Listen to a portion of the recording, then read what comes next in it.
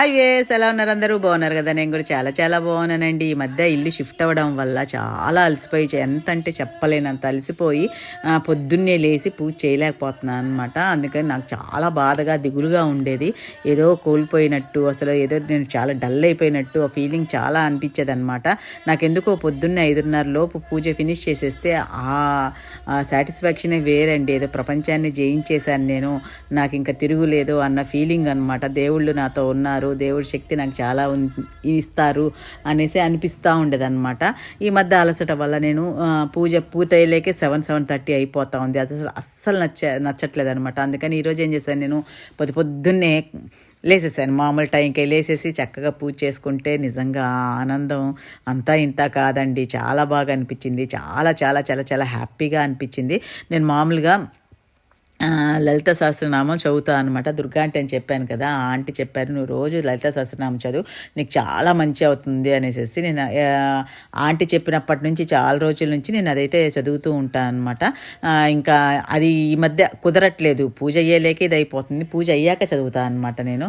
ఇంకా అది కూడా త్వరలో అంటే రేపటి నుంచే మొదలెట్టేయాలని సంకల్పించుకున్నాను అనమాట. కానీ చాలా బాగుంటుందండి.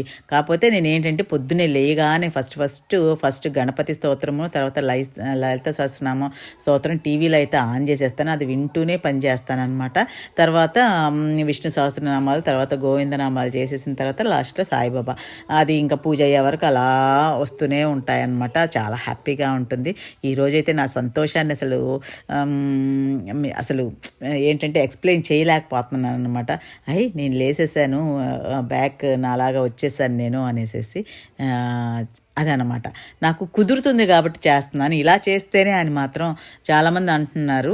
జాబ్కి వెళ్ళే వాళ్ళు, పిల్లలు ఉండేవాళ్ళు టైం కుదరదు కదా అంటే, ఇదేం కంపల్సరీ కాదండి. అంటే కాదని కాదు, మనకు మీ వీలుని బట్టి, నాకు వీలు అవుతుంది కాబట్టి నాకు వీలయ్యి కూడా నేను ఎందుకు చేయకూడదు అనే దీంతో పంతానికి లేస్తాను తప్పిస్తే, ఎందుకంటే నాకు చాలా టైం ఉంటుంది.